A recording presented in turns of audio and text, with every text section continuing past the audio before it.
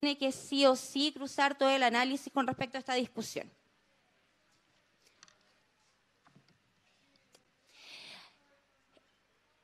Hay también algo que particularmente desde el gremio docente ya nos llama mucho la atención y nos ayuda a comprender mucho del estado actual de la educación en nuestro país y de las políticas educativas en torno a esto, que tiene que ver cómo fueron evolucionando los distintos enfoques en relación a la docencia. ¿A qué nos referimos con esto? A que pasamos, ¿verdad?, de un enfoque en donde había responsabilización estatal y que de hecho el Estado, ¿verdad?, era el principal responsable de la educación en nuestro país. Esto se agudizó sobre todo en la década del 60 y los 70, a pasar a otro enfoque que en este caso corresponde y se corresponde a las lógicas de mercado y con un con una fuerte impronta, ¿verdad?, mercantilista, que tiene que ver con que ya el Estado no se hace cargo de ella, no es responsable de la educación como sí lo era antes en su conjunto, ¿verdad? Y pasamos a este modelo de responsabilización por desempeño que creemos desde el gremio docente es uno de los grandes responsables también de la actual crisis. Es en este sentido, ¿verdad?, que cuando finalmente el Estado pasa a los distintos municipios y por tanto la educación o la visión educativa, la visión de Estado con respecto a educación termina atomizándose, como también ocurre en el nivel de lo sindical, con, en este caso, todas las medidas que fueron instaladas o más bien impuestas en dictadura, ¿verdad?, en donde hay un debilitamiento de todas las orgánicas sindicales, que de hecho, solo para traer algo importante también en esta materia, el Sindicato Único de Trabajadores de la Educación, que se había en este caso compuesto, ¿verdad?, con gran unidad, con gran fuerza, finalmente termina en este caso destruido. Y junto con, ¿verdad?, la atomización sindical viene la atomización de visiones de Estado. Entonces aquí cada municipio finalmente se hace cargo de, y por tanto, si no hay visión educativa desde los municipios, de ahí hacia abajo, ¿verdad?, puede ocurrir cualquier cosa. Esto es bastante relevante porque y hoy día, sobre todo como trabajadora de Recoleta y como dirigente gremial de las y los profesores acá en Recoleta, es importante destacar porque si bien parte, y de hecho quizás la demanda más potente que hay todavía desde el gremio docente tiene que ver con la disconformidad con el gran cambio o quizás la política más importante desde la dictadura en materia de educación, que es la ley 21.040 y la educación de nueva educación pública, que efectivamente no podemos desconocer que es la más importante desde dictadura, aún no es suficiente. No estamos las y los docentes del todo, ¿verdad?, satisfechos con aquello. ¿Y por qué lo menciono? Lo menciono porque efectivamente los municipios y las administraciones municipales destruyeron la educación pública o gran parte por esta ausencia de visión educativa en muchos casos. Y lo tomo con lo que anuncié recientemente, que tiene que ver que nosotros acá estamos en un espacio que es la Municipalidad de Recoleta, que sí, desde la llegada, ¿verdad?, de la gestión del alcalde Daniel Jadue, ha dado evidentes o ha mostrado con fuerza una visión de un proyecto educativo que con dificultades y también, por supuesto, con facilidades propias de la gestión, no se ha visto exenta de las dificultades propias de este modelo educativo. Bueno, yo creo que ahí después podemos ahondar más porque ya estoy en el tiempo, así que le cedo la...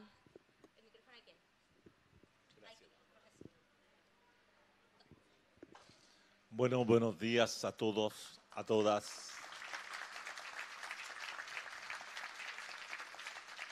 Y a todes. En primer lugar, agradecer a las personas que hicieron posible que yo estuviera en este conversatorio, así que agradezco aquí al profesor, a Carlos Sarricueta, etc.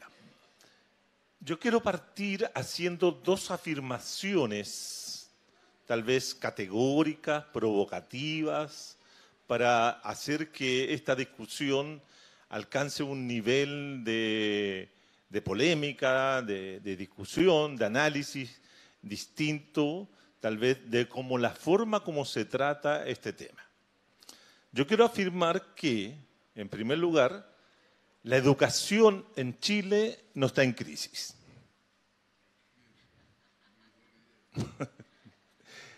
Y en segundo lugar, quiero afirmar que, y no nos pusimos de acuerdo, cabe señalar. Y en segundo lugar, quiero afirmar que el problema de la crisis de la educación pública, yo hago el distingo entre lo que es la educación y lo que es la educación pública. Son dos cosas distintas, aunque se remiten a la misma situación general. Y quiero afirmar que es la cuestión de la crisis de la educación pública es un problema no educativo, sino que es un problema de carácter político. Haciendo esa distinción, considero que podemos avanzar en una comprensión del fenómeno de manera distinta de como la forma como se trata la cuestión. Cuando uno revisa toda la literatura existente sobre el tema, encuentra que los diversos enfoques van desde lo estrictamente didáctico, lo estrictamente pedagógico, hasta las condiciones materiales de desarrollo en la cual los docentes y funcionarios de la educación se desarrollan, como también el problema administrativo y financiero de la misma. Entonces, enfocar el tema desde la perspectiva que yo lo señalo, es decir, desde la perspectiva que la crisis de la educación no es tal, me lleva a precisar a esa situación, que es lo que estoy entendiendo. En los años 70, hace 50 años atrás, 51 ya, se resolvió un problema de poder en el país. Y ese problema de poder tenía que ver con los proyectos histórico-políticos de sociedad y de Estado que estaban en disputa entre el año 1970 y 1973. Y ese conflicto se resolvió, ustedes saben cómo, de una manera dramática, trágica, violenta, en que implicó que el capital, tanto nacional como internacional, se hiciera del poder del Estado, generara desde el poder del Estado a través de una dictadura cruenta y sangrienta, un poder infraestructural que penetró en toda la sociedad chilena transformándola. Y uno de los vehículos de esa transformación fue colocar en práctica, poner en desarrollo, implementar una visión de mundo, una visión específica del mundo. Y esa visión de mundo es lo que yo denomino la Weltanschauung, la cosmovisión neoliberal. Y por lo tanto, y como dicen algunos expertos, la educación se transformó en un elemento central a capturar por los nuevos dirigentes del Estado, por el nuevo bloque dominante, e implementar un tipo de educación que fuera a formar, a constituir el sujeto social, el sujeto económico, el sujeto político, el sujeto cultural de la nueva sociedad capitalista que este bloque en el poder comenzaba a construir a partir del año 1975, 1980 en adelante. Por lo tanto, en esa concepción que se hace poder, se inicia la transformación no solo de la educación en términos administrativos, no solo se termina la función docente del Estado, no solo el Estado deja de ser proveedor, sino que se va a incentivar, se va a motivar a que el capital privado se haga cargo de proveer la educación. Y por lo tanto ustedes saben bien cómo surgen y se desarrollan y se amplían los colegios particulares subvencionados a lo largo y ancho del país. Eso es una realidad que implica muchas veces lo que la colega acá ha señalado, la precarización y la proletarización, no en sentido negativo, sino en la condición de proletarios del conjunto de trabajadores de la educación, bajo sueldo, etcétera, etcétera.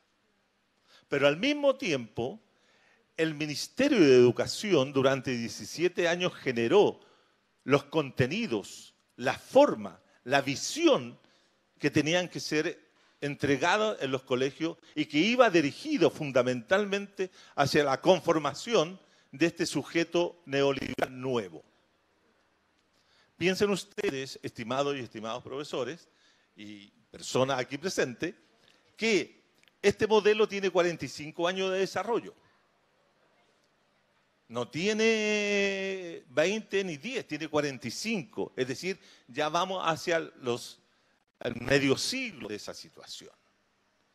Por lo tanto, aquí han pasado 2 o 3 generaciones de personas que se han formado dentro de la concepción neoliberal. Y los agentes de ese proceso han sido las escuelas, tanto particulares, pagadas, los particulares subvencionados, como también los relictos, como yo le llamo, los relictos de educación pública que quedaron en manos de las comunas cuando se municipalizó la educación pública. Entonces, en el modelo neoliberal, cuando uno lo analiza desde esta perspectiva, comprende de que a los neoliberales, a los ideólogos, nunca le interesó el desarrollo de la educación pública, entendida como aquella que está en manos de actores, estructuras o agentes vinculados al Estado, como son los municipios, por ejemplo. Por lo tanto, había que crear el mercado. Y crear el mercado significaba quitarle recursos a la educación municipalizada. Y los diversos alcaldes del periodo, tanto de la dictadura como de la democracia protegida, es decir, después de los 90, poco hicieron por la educación. Más bien administraban algo. Fíjense ustedes que si no fuera por el 2006, por la revolución pingüina de los estudiantes secundarios, no se habría cambiado la Ley Orgánica Constitucional de Educación, que permaneció intacta desde la dictadura hasta ese periodo. Y cuando se cambia, se configura la Ley General de Educación, que cuando uno lo analiza detalle por detalle, ve que no cambia mayormente los aspectos de la LOCE. Entonces, la continuidad, en ese sentido, genera esa situación de poder que hoy día todavía no se modifica. ¿Por qué? Porque evidentemente los críticos, los que piensan, los que poseemos una visión distinta de la educación, no hemos podido conquistar realmente el poder. Y como es un problema político, no se puede modificar. Se pueden hacer lo que se denominan reformas, corregir el modelo neoliberal, lo que han hecho los gobiernos de la concertación, los gobiernos de Piñera 1 y 2, el gobierno de la nueva mayoría, y lo que está haciendo este gobierno actualmente. Hacen correcciones al modelo neoliberal, pero no lo transforman. Por lo tanto, En ese sentido, cuando yo digo que la educación, tal vez ahí vamos a diferir con Adrián, cuando yo digo que la educación no está en crisis, porque la educación neoliberal ha conseguido su principal propósito. ¿Y cuál era el principal propósito de la educación neoliberal? Formar un sujeto neoliberal. Y hoy día tenemos en nuestra sociedad un sujeto profundamente neoliberal, individualista, competitivo, que busca, ¿cierto?, de manera denodada la fama, el dinero, que es terriblemente egoísta, consumista, etc. Piensen ustedes, estimados y estimadas, cuando uno piensa en los resultados, no del segundo plebiscito constitucional, del primero. Yo tengo la hipótesis de que en ese primero se reflejó ese ingreso completo de los sujetos neoliberales formados a lo largo de estos 30 años, en que nunca se preocuparon, nunca se preocupó, o tardíamente se preocupó, el Ministerio de Educación de transformar la educación política de los jóvenes, niños y adolescentes de los colegios y de los liceos. Por lo tanto, ahí se explica que todo ese bolsón de gente que no votaba, que muchos pensaban que era el residuo democrático del país, resultó no serlo. No serlo. Y ustedes vieron que después las otras votaciones volvieron a ratificar eso. Y finalmente, el sujeto neoliberal decidió mantener la misma constitución donde se había constituido. Porque esa es la constitución que les da el desarrollo que le permite constituirse como tal. Por lo tanto, cuando a mí me dicen crisis de la educación, ¿cuál? ¿Cuál crisis? Si el objetivo de esa educación se logró, de la visión de esa educación se logró. Tenemos sujetos neoliberales. Claro, nosotros podemos pensar que los valores que tiene esa educación debieran ser otros. Por eso postulamos mucho la educación popular, la concepción de Paulo Freire, etcétera, etcétera. Concepciones democráticas de la educación. Pero esas no son las predominantes hoy día en ninguno de los, digamos, de los contenidos que se le transmiten. Y esto tiene que ver con la formación no solo de los chiquillos que están en la enseñanza básica o media, sino desde el pre-kinder o del kinder o de la sala cuna en adelante. De ahí en adelante comienza la socialización de este sujeto. Y eso ha sido exitoso. Ahora, y con esto dejo para los otros 10 minutos enunciados, ¿por qué creo que la educación pública, de mantenerse este sistema otros 45 años más, no vamos a estar discutiendo, por lo menos nosotros, ella tal vez que es más joven que yo, no vamos a estar discutiendo la educación pública, porque en 40 años más la educación pública habrá desaparecido. Porque ese es el objetivo de la educación neoliberal. Dejo hasta aquí, después seguimos. Gracias.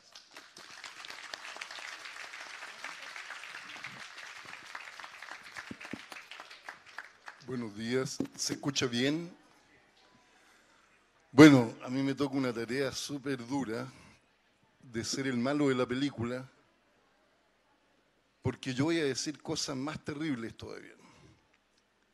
Primero, ustedes ya conocen probablemente a un amigo judío alemán del siglo XIX, que planteaba que la crisis no solo es una ruptura, sino cuando los componentes que constituyen el ser de un sistema entran en tal contradicción que termina uno de ellos sobreponiéndose a otro, y el sistema se destruye y se cambia por otro.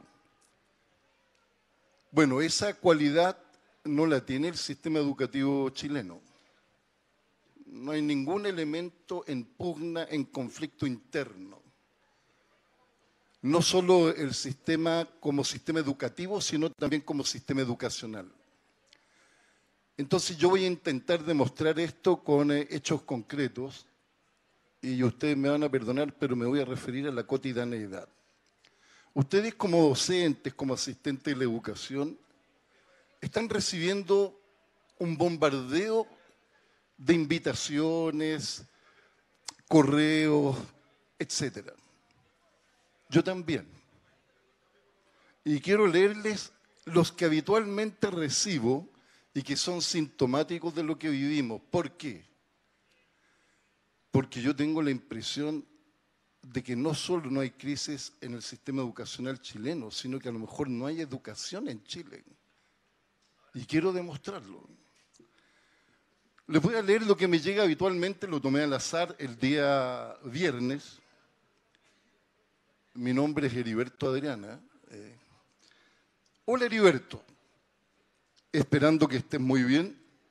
Te escribo para contarte del Santander X Global. Challenge Education Employability Entrepreneurship. Buscamos startups y scale-ups con soluciones innovadoras que apoyen el aprendizaje inclusivo, la gestión del talento o la transformación digital de las pymes. Los ganadores del reto pasarán a formar parte del Santander X100, donde recibirán mentoría, formación, capital y un mayor acceso a clientes y nuevos talentos. Si estás interesado, por favor, Heriberto, postula antes del 21 de marzo. Pongan atención a esa invitación, por favor. Todo el mundo sabe que soy el director de educación de Recoleta, que no soy gerente de nada, no tengo negocio, no tengo almacén, no tengo empresa. Miren este otro. Hola, Heriberto Medina. Mi nombre es José Flores, Director of Global Programs del MIT Professional Education. Te contacto ya que al estar ocupando la posición del jefe de la organización del DAEM de la Municipalidad de Recoleta, tu perfil encuadra perfectamente con uno de nuestros programas de la más alta dirección. Quiero invitarte al certificado profesional en sostenibilidad, donde tendrás un aprendizaje inmersivo de 12 meses para adquirir las herramientas y los conocimientos necesarios para impulsar la sostenibilidad en tus círculos de influencia. He querido leer estas dos invitaciones. Me imagino que algunos no han entendido muy bien a qué se refiere con esta cosa, ¿no?, de el startups y los scale-ups. Bueno, se refiere a pequeñas empresas, unas que quieren crecer y otras que pese al adverso ambiente se mantienen. Es decir, ellos ven Educación de Recoleta como una empresa viable. Bueno, ello quiere decir que cuando hablamos del sistema educativo, estamos encontrándole la razón a una serie de personas que han dicho fehacientemente que la educación es un bien de consumo. Y lo hemos escuchado habitualmente. Entonces, de pronto yo digo, a ver, ¿la educación es un bien? ¿Es un bien la educación? Y si ¿es un bien de consumo o un bien de inversión? Y tengo ahí graves problemas, porque el Estado chileno concibe la educación como un bien, y un bien de consumo y un bien de inversión. Hace años hice un estudio a nivel nacional porque quería saber cómo concebían los padres apoderados la educación en Chile. Si la concebían como un bien de consumo o como un bien de inversión. Entonces, tengo indicadores de consumo. Calidad de la instrucción académica es un bien de consumo. Equipamiento del colegio es un bien de consumo. Formación ética y hábitos en los estudiantes es un bien de consumo. Disciplina es un bien de consumo. Cercanía a su domicilio del colegio, bien de consumo. Ambiente de la familia del colegio, bien de consumo. Deporte, bien de consumo. Formación religiosa, bien de consumo. Bien de inversión, idioma inglés, resultado prueba SIMSE, resultado PAES. Resultado en la encuesta a nivel nacional. 67,2% de los padres valoran la educación como un bien de consumo. 32,8% como un bien de inversión. ¿Qué significa esto? Que si los padres conciben la educación como un bien de consumo, ya no es que eduquemos para mañana. Quiero verlo ahora. Ahora necesito un buen gimnasio. Ahora necesito a que aprendan inglés. Ahora necesito esto, ahora necesito esto otro, esto otro, esto otro. Es decir, yo soy consumista y eso es lo que busco. No educar para el mañana, que después mi hijo, después de cuarto medio, postula medicina, que es medicina. No, no quiero eso todavía. Eso dejémoslo para después. ¿Qué significa eso entonces de manera dura? Significa que la educación es una industria. Es una industria. La educación no es el viejo sueño del Quijote, un derecho de humanidad. No, es un bien de consumo. Por lo tanto, es rentable y le pasa lo mismo que a cualquier industria. Y es más, es la industria más próspera de Chile. Le voy a dar un ejemplo. Chile invierte de su Producto Interno Bruto el 6,6% en educación. ¿Sabe usted cuánto invierte Bolivia? 8,6%. Y Bolivia es bastante más pobre que Chile. Y Cuba, la pobre Cuba invierte 11,5% del Producto Interno Bruto. Y nosotros solo el 5,6%. Ahora bien, y esa inversión tiene nombre y apellido. 30.000 millones de pesos para el SIMSE. ¿Y sabe usted quién se lleva esos 30.000 millones de pesos? Los privados. Son industrias que venden los cuadernos, los facsímiles, las pruebas, contratan a los profesionales. Se va en la industria privada.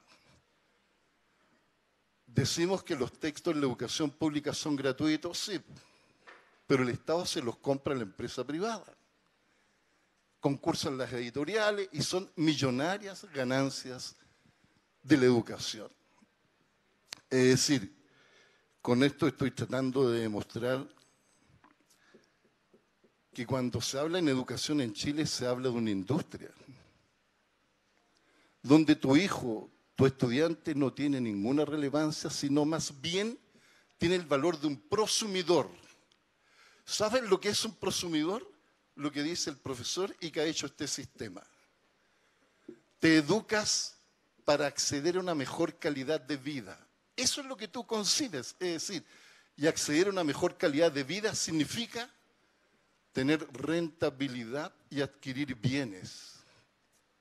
No es como cuando yo estudiaba, ¿no? Cuando mi abuelita me decía, mijito, que le miren la cara porque es feo, pero no las manos porque las tiene ocupadas con algo ajeno.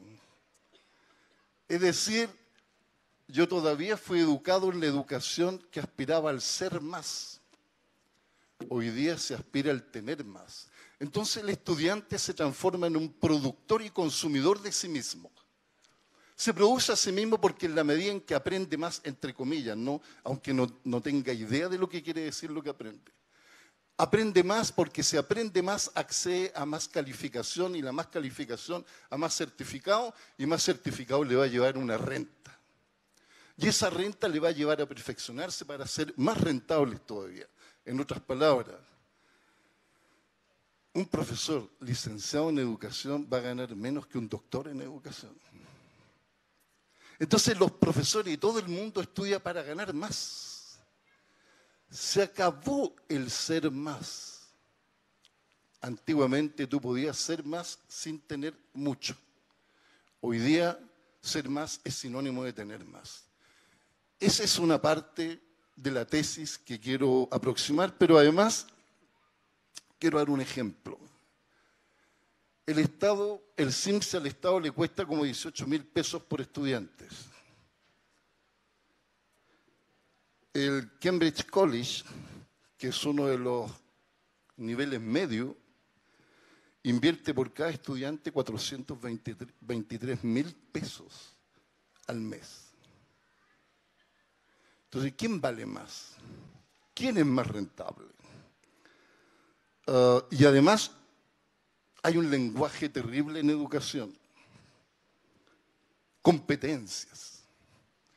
Vaya al diccionario que quiera en griego y su origen máximo en sánscrito, y competencias son las capacidades que necesitas para competir.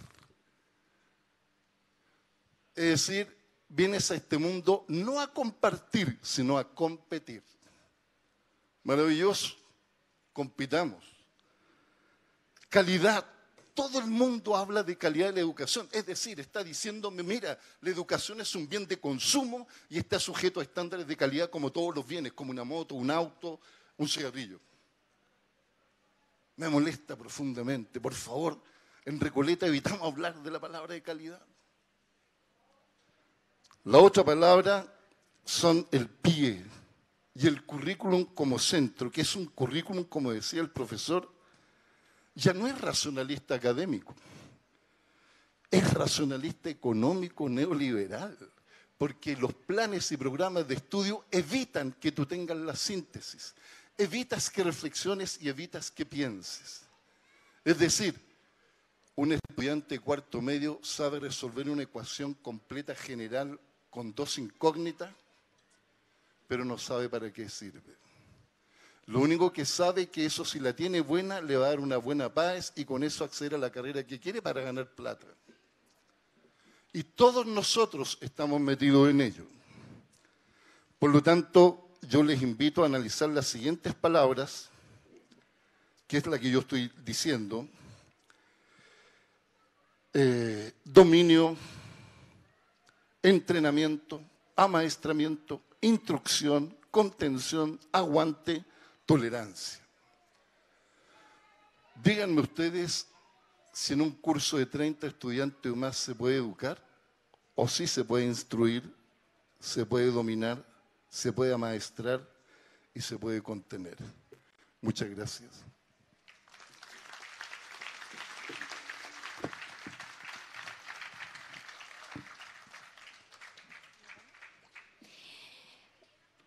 Después de haber escuchado acá a los dos colegas y sobre todo pensando en el interrogante que da origen, ¿verdad?, a este conversatorio, personalmente comparto todo lo que han mencionado. Sin embargo, cuando se nos posiciona desde la pregunta educación o la crisis, crisis de la educación pública chilena, y nos dedicamos a indicar todo lo que hoy es la educación chilena, ¿verdad?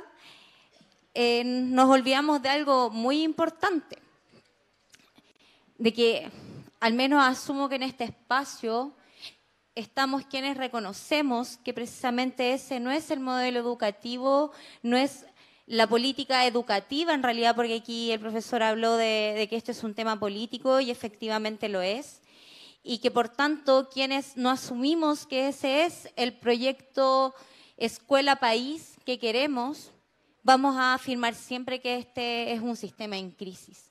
Y tenemos que existir precisamente quienes lo pensamos para cuestionar el modelo, porque si lo vemos desde la perspectiva que nos presentaron aquí los colegas, efectivamente todo lo que hoy día tenemos como resultado y nos incluimos en ello como sujetos también, es producto de una educación de mercado de la cual es muy difícil abstraerse y, como he escuchado también en otros espacios, finalmente quien diga que está exento en su totalidad, ¿verdad?, de ciertos vicios que ha instalado el modelo neoliberal en educación, está absolutamente errado, porque finalmente somos hijos e hijas de. Y es en ese sentido, ¿verdad?, que al menos quienes cuestionamos el modelo, como sé que lo hacen aquí los colegas, no podemos no afirmar lo contrario. Para nosotros la educación sí está en crisis. Y que esté en crisis precisamente nos moviliza con respecto a qué pasos seguir al respecto. Nos quedamos finalmente con estos pseudointentos de avance, de transformaciones con respecto a materia educacional, y aquí nuevamente tomo la voz como en este caso dirigente gremial, o buscamos formas de otras posibilidades que al menos nos permitan, en este contexto que finalmente es adverso y que, como acá también bien decía el colega, terminamos rechazando en algún momento, ¿verdad?, de la historia reciente, una nueva propuesta de país y también una nueva propuesta educativa que quizás quería rescatar las políticas de Estado docente previas a la dictadura. ¿Qué hacemos al respecto? ¿Cuál es nuestra posición y qué acciones seguir al respecto? ¿Por qué? Porque finalmente este sistema, hoy día, y lo hablo desde la perspectiva docente, activa, ¿verdad?, en aula, pero también activa gremial, estamos en una fuerte disputa hoy día porque finalmente la dictadura instala esta responsabilización por desempeño. Adrián tiene mucha razón cuando indicaba que todo lo que finalmente el Estado destina a educación termina en manos de privados. Y eso es muy cierto. Y si de hecho nosotros revisamos las últimas, cuánto invierte el Estado en educación hoy día, ha ido en aumento. Pero curiosamente eso no lo vemos reflejado en las escuelas. No contamos con mejor infraestructura muchas veces, ¿verdad? No contamos con políticas más robustas que garanticen el perfeccionamiento docente y que no impliquen, como decía Adrián, ¿verdad?, que yo, docente, tenga que invertir, ¿verdad?, para ser más rentable y no y eso, por supuesto, a falta de una política robusta, educativa, que en el fondo esté interpelando constantemente a sus docentes al perfeccionamiento, no solamente para ser más rentables, sino para ser mejores profesores, formadores y formadoras. Entonces, en este transitar, y que vemos que además se consolida con la ley de aseguramiento de la calidad en el año 2011, ¿verdad?, que finalmente viene a instalar, ¿verdad?, este modelo, y que además también hemos visto a lo largo de los últimos años como el CIMSE, que en este caso es un sistema de medición estandarizada, ¿verdad?, ha aumentado no solamente los niveles que se aplican, sino hasta las asignaturas. Entonces, la verdad es que hoy día y los docentes estamos siendo medidos por todas partes, ¿verdad? Todo el mundo está hablando a partir de datos que se recogen de esos instrumentos. Todo el mundo está hablando de lo que hacemos y no hacemos, ¿verdad? Y cómo podríamos hacerlo mejor. Es que avanzamos a otro, o estamos en tránsito al menos, al enfoque de responsabilización profesional, y que prueba evidente de eso es precisamente la carrera docente y cómo nos instaló también desde las lógicas de competencia, pero que finalmente vino a resolver algo muy sensible para y los docentes, pensando en nuestra situación muy precaria, ¿verdad?, en comparación al menos con otros profesionales, que tiene que ver con nuestras remuneraciones. Entonces, siguiendo la lógica, ¿verdad?, de otros países que miramos mucho, como Finlandia de verdad ha sido como el ejemplo, el norte que se ha posicionado en muchas discusiones, precisamente allá hay esfuerzos, ¿verdad?, por precisamente, o el Estado finlandés ha notado que en la medida en que las y los docentes tienen mejores condiciones laborales, por supuesto van a poder rendir mejor en la noble labor de educar. Acá lo resolvimos parcialmente con la remuneración docente, pero no se modificaron las condiciones de base. Y eso creemos en un evidente desprecio por todo lo que es ser docente, que no es solamente estar cierta cantidad de horas frente a cursos, sino que ser docente va mucho más allá. Y no me refiero con esto solo a lo típico que se dice, que trabajamos en la formación de la y los estudiantes, ¿verdad? Que por supuesto también es. Pero el ser docente hoy día y quienes creemos en la educación pública, ¿verdad?, aspiramos a propender hacia allá, tiene que ver precisamente con una labor intelectual que requiere de ciertas condiciones para ser realizada. Y esas condiciones no están, o no están al menos en la gran mayoría de los establecimientos educacionales del país, al menos en educación pública. Entonces, cuando pensamos que la docencia ha de hacerse con altos estándares de excelencia frente, ¿verdad?, a colegas que no cuentan con los tiempos para aquello, no cuentan incluso con situaciones materiales tan básicas como un lugar apropiado para trabajar incluso dentro de la misma escuela, ¿verdad?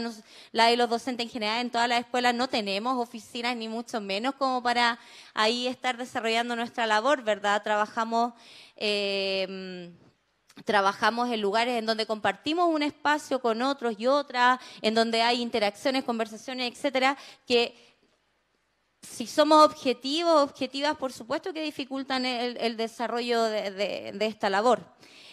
Pero además, porque, y ahí volvemos a sumar a esto lo que tiene que ver con que la docencia en general está siendo mayormente desarrollada por mujeres. Eso implica que las labores de cuidado muchas veces se crucen, ¿verdad?, con la labor docente que no da o no puede ser completada en el espacio escuela. Entonces, mientras tengamos esta tensión entre lo que se avanzó, ¿verdad?, con la última ley, que en el fondo viene y tiene como desafío principal generar un nivel intermedio entre las políticas de Estado y los establecimientos educacionales, que en este caso es la ley 21.040, ¿verdad?, que genera los SLEP como un nivel intermedio y mediador entre estas políticas y las escuelas. Sigamos, en este caso, evaluando a los profesores por desempeños cuando no hemos mejorado sustancialmente sus condiciones de trabajo. Vamos a estar en crisis, o al menos la y los docentes vamos a estar en crisis. Y la vamos a hacer notar, porque para quienes creemos, ¿verdad?, que el objetivo principal de la educación es el bien común y, por tanto, la creación colectiva de proyectos que vayan hacia la mejora, ¿verdad?, de lo local y de lo nacional, tenemos que declararlo. Y tenemos que declararnos constantemente, ¿verdad?, en alerta con respecto a. Y ahora, y con esto termino, dentro de todo, porque además también sabemos que esto corresponde, por supuesto, a modelos políticos, ¿verdad?, que se instalan para que ahondar más en el nuestro, ¿verdad?, que finalmente, como bien dicen acá los colegas, ha logrado sus objetivos de base. Los tiene más que logrados, ¿verdad? Y efectivamente sabemos que por más reformas que haya, el fin último del modelo neoliberal es precisamente quitarle todo espacio a la educación pública, y de ahí quizás porque los SLEP no resuelven o no contemplan, ¿verdad?, en su implementación problemas de fondo, que son los de financiamiento. Porque los SLEP finalmente van a administrar lo mismo que administran los municipios hoy, solo que con enfoque principal en educación. Y es ahí, insisto, y con esto termino, en donde como profesora de esta comuna y como dirigente gremial de esta comuna tengo que hablar de la voluntad política de esta gestión en particular, que por supuesto no es exitosa porque no puede, ¿verdad?, con todas las situaciones que hemos hablado, principalmente las que derivan del sistema de financiamiento y cómo también las escuelas terminan siendo castigadas o premiadas de acuerdo al desempeño que tienen. Pero acá, en esta comuna, podemos hablar de al menos un proyecto educativo que podría ser en algún momento un referente para la educación de nuestro país y porque hay una voluntad política tras aquello. Entonces, ¿verdad? Cuando aquí en Recoleta las y los docentes cuentan con un horario privilegiado en relación a otras comunas, ¿verdad? Y hablamos de la distribución 70-30, con 70% para en este caso atender a las y los estudiantes, sus familias, pero también para poder realizar de manera mucho más profesional lo que tiene que ver con el trabajo de aula. Cuando hoy día Recoleta avanza también en las 6 horas, que no son reducción de jornada, pero al menos permiten, sobre todo pensando, insisto en esto, que quienes mayormente ejercemos la docencia somos mujeres, ¿verdad? Y la gran mayoría de nosotras estamos dedicadas a las labores de cuidado. Y avanza al menos a que podamos elegir también dónde queremos continuar haciendo nuestro trabajo, entendiendo que por lo general también trabajamos en nuestras casas. También la apertura a la comunidad con políticas como escuelas abiertas, que finalmente cuando desde el gremio docente hablamos de que queremos una educación comunitaria, qué mejor ejemplo que escuelas abiertas como referente, ¿verdad? Y que de hecho se ha replicado en otros lugares para mostrar la apertura a la comunidad y cómo la escuela finalmente puede articularse con el sector y puede ser un lugar no solamente como un espacio seguro, sino que además un lugar que garantice, ¿verdad?, estas posibilidades de interacción y colaboración que tan perdidas están, ¿verdad?, tan perdidas están, pero que cuando la escuela se abre a aquello, da al menos la posibilidad de repensarse y ver cómo habitamos el lugar escuela. Y seguramente se me quedan también ahí algunas otras iniciativas más de esta gestión en el tintero, que insistimos, no es perfecta, por supuesto es perfectible, pero sobre todas las cosas se ha encontrado limitada por los problemas de financiamiento propios del sistema de subvención por asistencia. Es que al menos desde esta trinchera gremial consideramos que tenemos un referente a mostrar, un referente con el que vamos a estar en disputa, por supuesto, porque somos contraparte.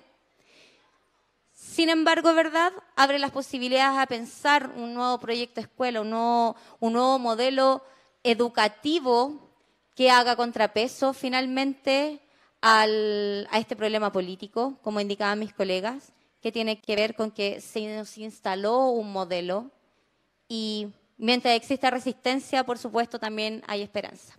Muchas gracias. Gracias.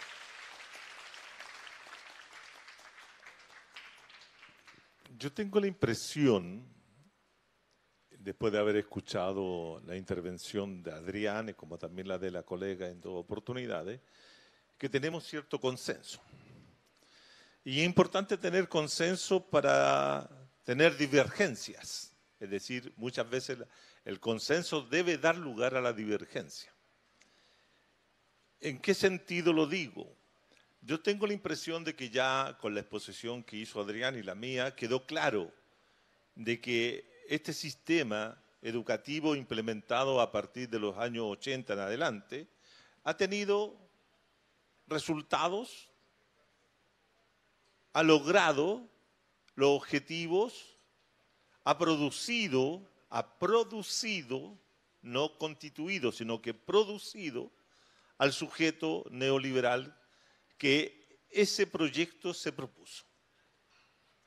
Y quiero llamar la atención en un dato que es importante. La primera etapa de la dictadura en términos educativos estuvo dirigida por el ministro de Educación, Vial Correa, Gonzalo Vial Correa. Y Gonzalo Vial Correa tiene una historia bien triste y bien dramática y bien trágica también en la historia reciente. Fue uno de los redactores del Plan Z y del Libro Blanco para justificar la represión contra la izquierda, ¿no? Pero él, cuando llegó a ser ministro, y uno lo puede revisar ahí, sus discursos y su planteo, tenía una concepción de la educación totalmente distinta de la que después y posteriormente se implementó. Él era un autoritario, concordiano, conservador, pero era profundamente nacionalista. Y dentro de la perspectiva nacionalista buscaba la constitución de un sujeto político e histórico de ese carácter. Y por eso estuvo desde cuando salió del gobierno o de la dictadura, ¿cierto? Salió y se volvió un no opositor al régimen porque nunca lo fue, pero sí un crítico de la política educativa. Es más, los sectores democráticos de aquella época lo consideraban y siempre lo trataban como Don Gonzalo. Y lo invitaron incluso hasta la Comisión Rettig para que participara en ese consenso historiográfico acerca de las responsabilidades acerca de la crisis del año 73. Bien, pero ese modelo de educación se fue al tacho y se instaló el que hemos dicho acá.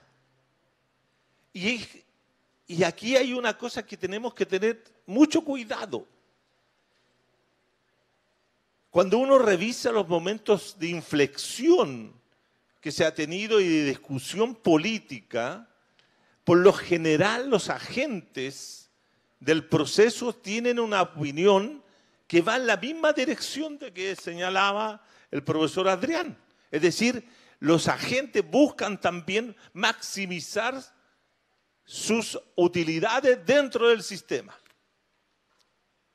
Entonces, que nos mejoren esto, que nos mejoren este otro, que nos mejoren las remuneraciones, que nos mejoren esto, pero no necesariamente han discutido los contenidos ideológicos que se entregan y que ellos mismos entregan en los colegios.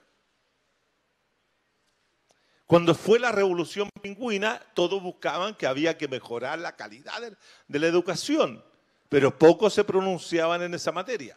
Cuando fue la Revolución del 2011, también, fíjense ustedes que en el 2011 los grandes ausentes de esa movilización educativa universitaria fueron los docentes universitarios. Porque ellos estaban en sus cubículos, en sus oficinas, esperando que otros resolvieran una situación que a ellos no les competía. Porque tampoco querían arriesgar sus trabajos. Tampoco quisieron tomar la conducción de las universidades. Fíjense ustedes la diferencia entre lo que fue el proceso de reforma universitaria de la década de los 60, que surge en 1967 en la Universidad Católica de Valparaíso y continúa en la Universidad Católica de Santiago, que no fue el 68, porque aquí todos repiten que es el 68. No, y no fue imitación del mayo del 68, porque eso es colonialismo, ¿ah? Sino que fue una acción de los estudiantes del 67, donde detrás de toda la reforma había una concepción de universidad, y que fue la universidad reformada. Y había una concepción de la educación, que fueron las transformaciones que hizo tanto Frei como Allende. Había un proyecto de educación. Entonces, cuando nosotros revisamos la historial de estos últimos 30 años, observamos que se buscan mejoras, pero no la transformación de la educación. No hay un proyecto educativo que se ponga en discusión, salvo quizás algo en lo que fue el proyecto constitucional, el primer proyecto constitucional, no el segundo, porque el segundo era aberrante. Entonces nos falta, para salir de la crisis de la educación pública, si queremos rescatar la educación pública, tenemos que construir un proyecto no solo de educación, sino que un proyecto de sociedad. Tenemos que construir algo más, porque ya quedó claro de que todos los procesos que se han hecho al interior del modelo neoliberal o de dentro de la sociedad neoliberal esta, van a corregir aspectos, pero no a modificarlo. Si el tema central es la modificación, la transformación, su eliminación, si ustedes quieren. No podemos seguir manteniendo un sistema que va contra cualquier valor humanitario, ¿cómo piensan ustedes que podemos solucionar la crisis civilizatoria presente en esta sociedad mundial si cuando estamos enseñando a nuestros niños, niñas, adolescentes y jóvenes a ser competitivos? Cuando lo estamos enseñando a ser consumidores, cuando lo estamos enseñando a ser sujetos de crédito, para que se conviertan en aquello que Mulián dijo hace tanto tiempo atrás, en un ciudadano credicar. Y estoy seguro que todos aquí somos ciudadanos credicar. Porque aquí hay una práctica neoliberal cotidiana. Somos sujetos neoliberales completos y totales. Practicamos todos los días el neoliberalismo y por lo tanto no nos damos ni cuenta cómo está introyectado en nuestra socialización cotidiana ese modelo. Y miramos así.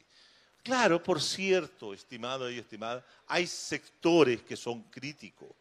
Hay sectores que se ponen al margen de aquello. Hay sectores que no quieren saber nada de eso y desarrollan prácticas educativas, comunitarias, sociales, etc. Pero eso no basta. No basta. No bastan las islas dentro de un mar neoliberal. Porque esa isla en cualquier momento puede ser azotada por un tsunami y se termina. Y se vuelve a ser lo que era. Por lo tanto, se necesita aquello. Y como les decía, y con esto voy terminando, o sea, como les decía, el fenómeno de la educación pública ha sido el objetivo fundamental de un Estado neoliberal, de gobiernos neoliberales que buscan su término. No quieren tener educación neoliberal. Perdón, no quieren tener educación pública. Y por lo tanto van achicando cada vez más el ámbito. Entonces, cuidado cuando nos planteamos ciertas situaciones pensando que estamos transformando desde adentro el sistema. Discúlpenme, pero llevamos 30 años tratando de transformar el sistema desde adentro. Y creo que nos hemos equivocado permanentemente. Y el sistema se hace más ancho, más sólido, más profundo y sostenido por los propios sujetos de esta sociedad neoliberal. Así que eso es lo que yo les digo hoy día y entramos a la palabra de Adrián.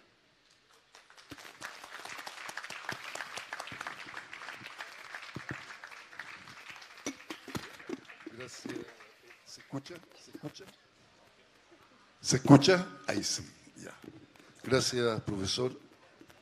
Voy a avanzar ahora un poco más en la tesis, no de que esta educación pública o privada y privada nunca ha estado en crisis.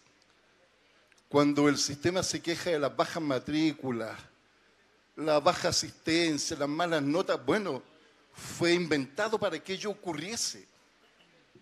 Porque ello es lo que motiva la inversión.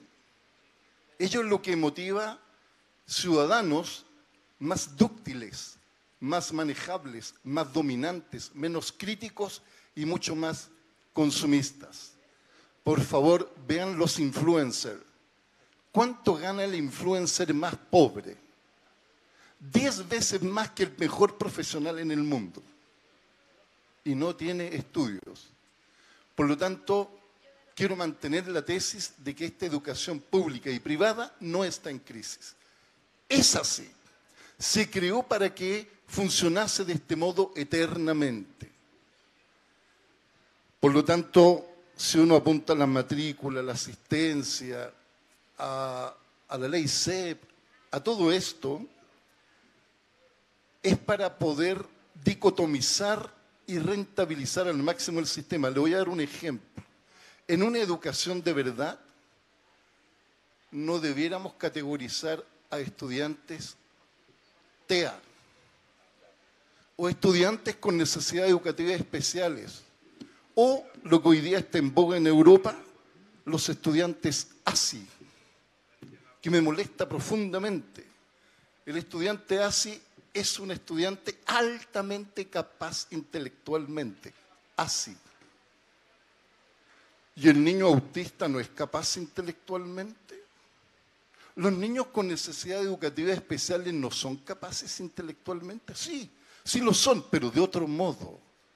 De otro modo que esta sociedad no acoge, porque no le han enseñado cómo, sino que le han enseñado a segregar. Entonces somos más cómodos consumiendo categorías. No, yo estudié en la Chile, tú estudiaste en X. Entonces ya el que estudia en la Chile es mejor que el que estudió en X. Competencia aguda. Luego, lo que sí yo creo, que estamos en una sociedad en crisis. Y te digo, lo han dicho millones. Bauman, ¿cierto?, con la sociedad líquida. Jung Chan, ¿cierto?, el filósofo alemán, con la sociedad del cansancio, del agotamiento. Y hoy día hay una filósofa chilena que está hablando del fin del deseo. Entonces, yo a esta sociedad le he llamado la sociedad del hoy no se fía, mañana sí. O la filosofía de la sociedad del vuelva mañana. ¿Y por qué razón? Porque aquello que te venden nunca llega. Te dijeron que si hacías tal cosa ibas a obtener esta otra y nunca ocurre. El mañana nunca llega, porque te metieron la idea en la cabeza del mañana, cuando en la vida cotidiana el que menos está presente es el mañana. Pero uno se guarda para mañana, no, te acuestas temprano porque mañana, no voy a hacer esto porque mañana, y el mañana nunca llega. Por eso es la sociedad del hoy se fía mañana, o sea, hoy no se fía, mañana sí. Si vuelve mañana, no le puedo fiar porque hoy se fía, pero hoy no se fía, mañana sí. Es decir, tú eres un proyectil, un proyecto. ¿Y sabes qué significa que seas un proyectil? Que la sociedad esta neoliberal te tira como un proyectil para que tú hagas la trayectoria que está escrita. Está escrita, está ya fabricada. Tú eres una fabricación, nosotros somos una fabricación del sistema. Está vedado pensar, reflexionar y crear. Te voy a dar un ejemplo. La estructura del currículum nacional en asignaturas. Eso es decimonónico. Lo dijeron los filósofos del siglo XIX. Hoy día se requiere ya no disciplinas, sino temas de la vida que tú puedas traducir, pensar, crear, relacionar. ¿Y por qué razón? Porque solo en el currículum supradisciplinario vas a encontrar la reflexión y el pensar, porque el pensar es síntesis. Pero ¿cómo un estudiante va a hacer una síntesis si hace 2 horas tuvo biología, hoy día después tuvo lenguaje, después tiene educación física, después matemática? ¿Dónde está la integración? ¿Dónde está la síntesis? Pero distinto es que el profesor de biología hable de la célula y el profesor de matemática lo implique con el número, y el profesor que implica entonces con el número la célula ve la unidad básica de la vida en la historia, en los hechos. Entonces la persona logra hacer la integración, el cruce, la comprensión. En otras palabras, nos instruyen, nos amaestran, nos adoctrinan, nos dominan, pero no nos educan. ¿Y por qué razón? Porque para educar se requieren de 3 condiciones. 1, libertad. Nadie educa en la prisión. Nadie educa si es prisionero de algo. Se requiere libertad, pero libertad de verdad. De esa que mi amigo Eric Fromm escribió en un texto que se llama El miedo a la libertad. Más o menos 500 páginas. Y al final llega a una conclusión dramática.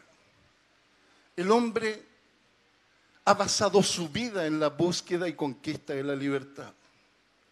La desea y sueña con ella por sobre todas las cosas.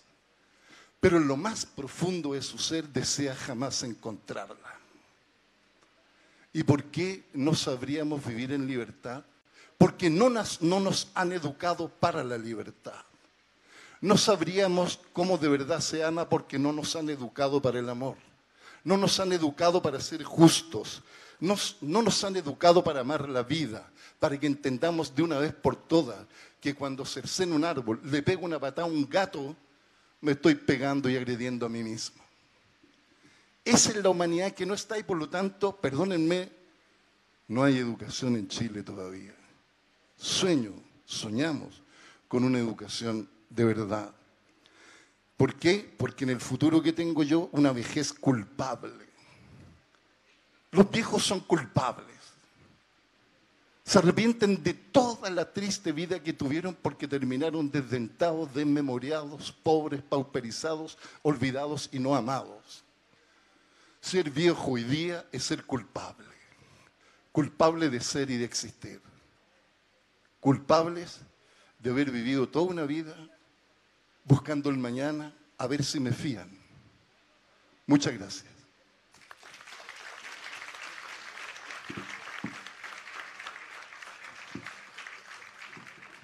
Bueno, nuevo aplauso, fuerte aplauso para nuestros tres expositores, la profesora Gabriela Bustamante, el profesor Juan Carlos Gómez Leighton y el jefe de educación Adrián Medina Gómez. Nosotros agradecemos esta feria, es una disposición, un deseo, un anhelo del alcalde Daniel Jadue y desde Educación, desde el DAEM, hemos querido aprovecharla para proseguir ciertos debates que el sistema muchas veces no nos lo permite. Y dentro de esas cosas que no nos permite está el tema del tiempo. Nosotros queríamos terminar con algunas preguntas, pero ya estamos pasados del tiempo porque vienen estudiantes. No hay que pensarlo. La autoridad principal de este evento nos está autorizando. Si quieren hacer alguna pregunta, un par de preguntas. Sí, pero voy a buscar un micrófono. Aquí. 2, 3 si quieren.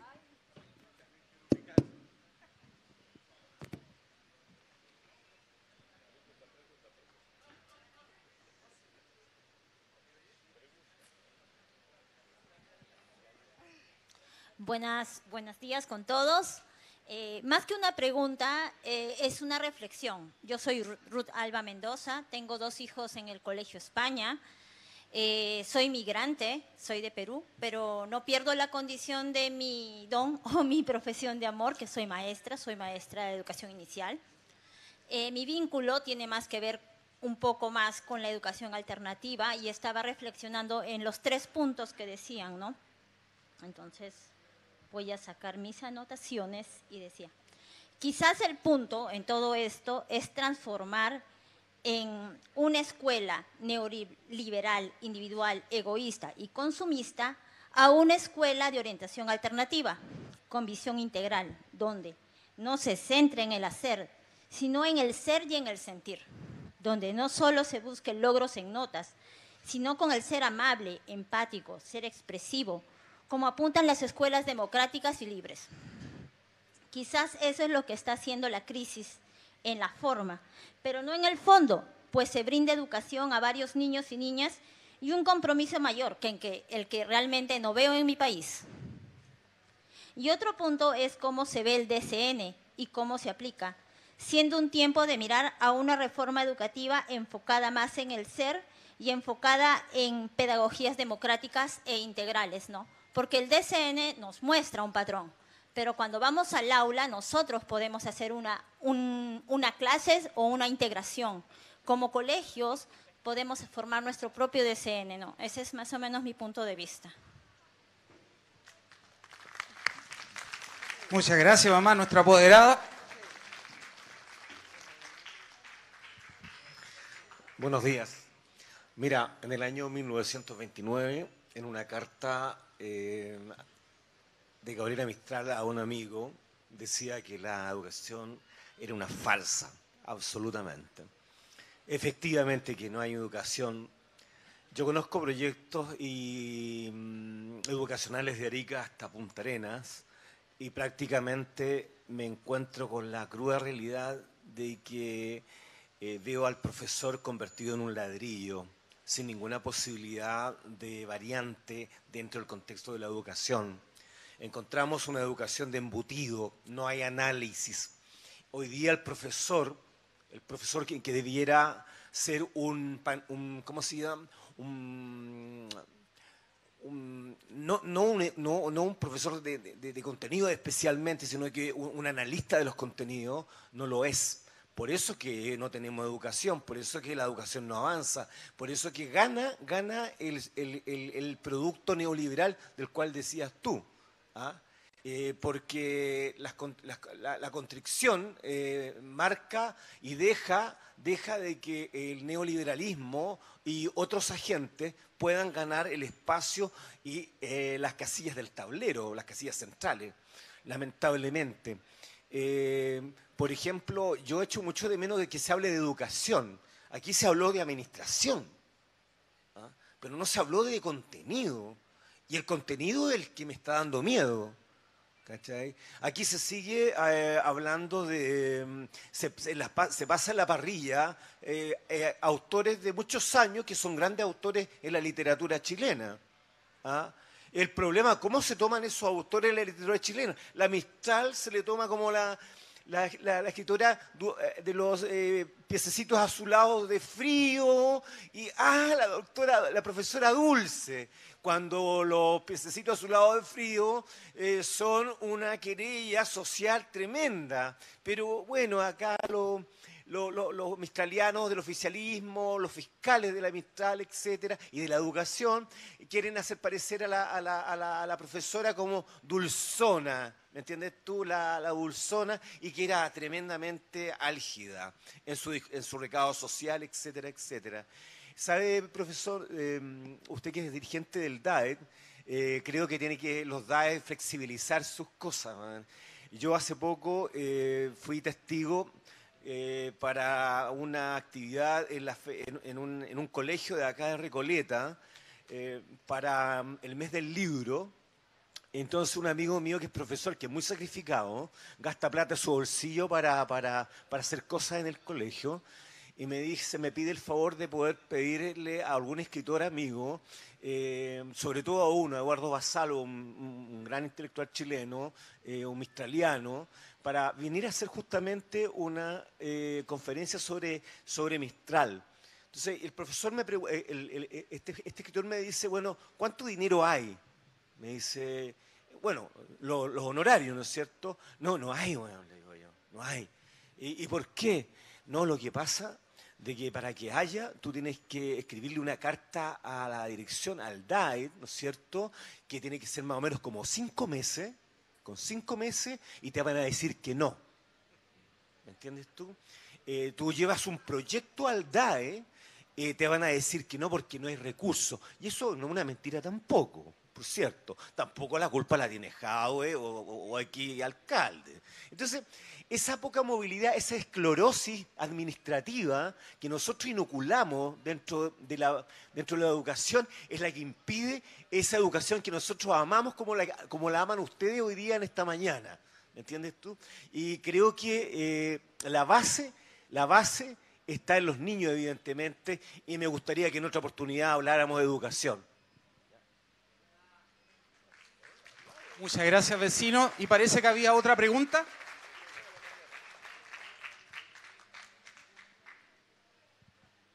Hola, buenos días todavía. Bueno, agradecer las exposiciones, súper claras, súper bien. Más que una pregunta, es un comentario respecto a lo que planteó el profesor Gómez, en términos de que en algún momento señala que el sistema ha sido exitoso y que también es coincidente con lo que plantea don Adrián, que el sistema ha sido exitoso en términos de generar un sujeto neoliberal. Entonces el cuestionamiento mío es, ¿ha logrado generar efectivamente un sujeto neoliberal o ha generado dóciles consumidores, como diría quizá Foucault? Entendiendo que más que un sujeto neoliberal, ha generado efectivamente un sujeto, pero es un sujeto que está destinado meramente a una parte ínfima del eslabón de la cadena neoliberal. Y que es el comprar, el adquirir. El neoliberalismo en esencia me parece que tiene que ver con la producción y maximización del capital. Entonces, cuando estamos hablando de que generó sistemáticamente sujetos neoliberales, yo diría más bien generó sujetos anclados pasivamente a ser meros compradores, ¿sí? Bastante irreflexivos por lo demás. Era eso lo que quería compartir.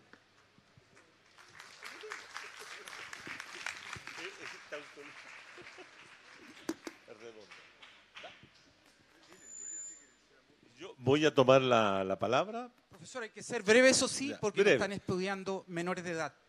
Ok, breve.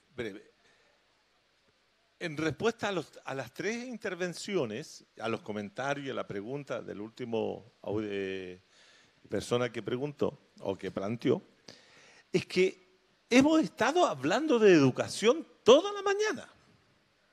Toda la mañana. Lo que pasa es que no hemos entrado dentro de la cuestión disciplinaria o temática, como diría Adrián, ¿cierto? De lo que es los contenidos, la didáctica, la pedagogía, etc. Pero creo que el tema central es el siguiente. Para transformar la educación no la podemos reformar, porque tenemos que partir de una tarea mayor. Tenemos que transformar la sociedad. No podemos pensar que vamos a transformar la educación porque vamos a establecer nuevos decretos, leyes que apunten a algo que nosotros pensamos que puede ser un fortalecimiento de un tipo de sociedad o de tipo de educación que no sea neoliberal. El problema es siguiente, que tenemos que tener presente que la sociedad actual no solamente se forma, no solamente se constituye, ni se instrumentaliza, ni se adoctrina a través de la escuela.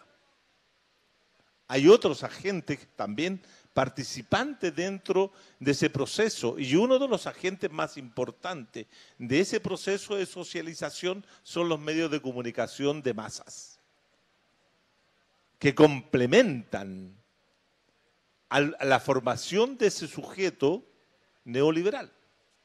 Ahora, ese sujeto neoliberal es un sujeto muy importante dentro de la cadena de formación y constitución de la acumulación neoliberal, porque es el que consume, pues. Y al consumir está generando condiciones de acumulación. Por lo tanto, el tema central es que yo puedo crear una escuela que puede tener un proyecto educativo totalmente distinto, pero ese chiquillo que está ahí está bombardeado también por otras formas neoliberales afuera de la escuela. Y lo que nosotros necesitamos es transformar todo. Todo. Por eso digo que estos 30 años o 32 años de administración democrática protegida del modelo ha sido simplemente correcciones y nada más, para que el mercado funcione mejor, para que el mercado realice la tarea de constituirse como el articulador de todas las actividades de los sujetos. Y para terminar, y aprovechando que tengo el micrófono, quiero hacerle una invitación a todos y a todas y a todos los que están aquí presentes. Hoy día en la tarde, a las 4 de la tarde, en este mismo local, sino que en la sala de nuestro presidente Martí, Salvador Allende, voy a presentar mi libro Democracia, Política, Democracia y Ciudadanía en una sociedad neoliberal. Allí, en ese libro, está profundizado todo lo que estoy conversando acá.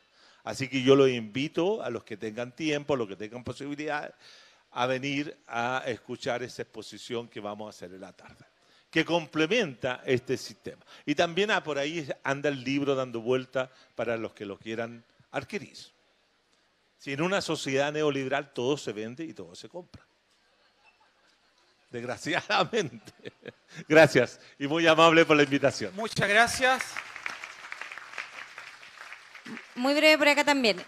Con respecto al emplazamiento en relación a esta constitución del sujeto neoliberal, indicar ahí, aportar que en el fondo hablamos de principios que se instalan dentro de la escuela, pero también, y ahí me sumo a lo que dice acá el colega, que tiene que ver con cómo se consolida el modelo dentro de la escuela a partir de no cuestionar la división social del trabajo y cómo esa división social del trabajo finalmente permite al capital acumular y acumular más. porque finalmente nuestras y nuestros estudiantes están llamados, ¿verdad?, a, como acá decía Adrián Medina, a ser más rentables, porque siendo más rentables, ¿verdad?, pueden conseguir más.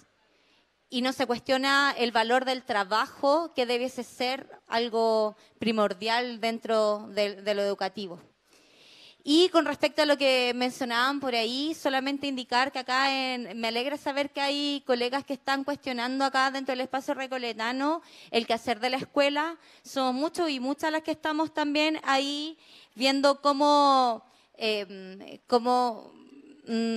tomamos del currículum aquello que facilite los procesos educativos, pero también pensándonos colaborativamente al interior de las escuelas, porque también creemos que parte esencial de poder avanzar hacia un mejor modelo educativo tiene que ver con conseguir autonomía dentro de la escuela que permita una conversación crítica, cuestionamiento constante, que va desde cómo vamos a abordar el currículum, hasta cómo nos pensamos en nuestras prácticas, y en eso debo decir que al menos en el espacio recoletano hay total libertad que no se da en otro espacio.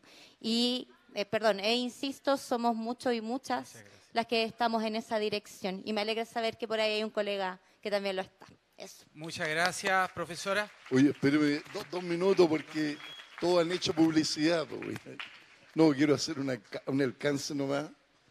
Se me olvidó que el tema empieza a ponerse muy doloroso cuando ingresa la teoría del capital humano a la antropología educacional. Cuando ingresa la teoría del capital humano, entonces se cambia la concepción de persona y se transforma por una mercancía, ¿sí? Y todo esto está escrito en un libro que escribí hace algún tiempo y que lo pueden adquirir a través de José, de Carlos. Adquiéranlo, por favor. Muy amable, un abrazo. Muy bien, fuerte aplauso. Yo sé que ustedes tienen hambre y también hay niños en nuestra edad escolar que tienen hambre, así que vamos a tener que cerrar, no sin antes saludar a la autoridad que estuvo nosotros presente, y yo no la vi, así que un fuerte aplauso a Karen Garrido, que es concejala, que es profesora, presidenta de la Comisión de Educación del Consejo Municipal. Agradecer la presencia de la profesora Gabriela Bustamante, del doctor Juan Carlos Gómez Leighton y de nuestro jefe de educación. Invitarlos, ahora viene el desfile de Recomodas. Los invitamos. Y posteriormente a las 12, esperamos que a las 12, es el conversatorio Pedagogías Comunitarias, donde participarán universidades, municipios. Muchas gracias a nombre del Departamento de Educación de la Municipalidad de Recoleta.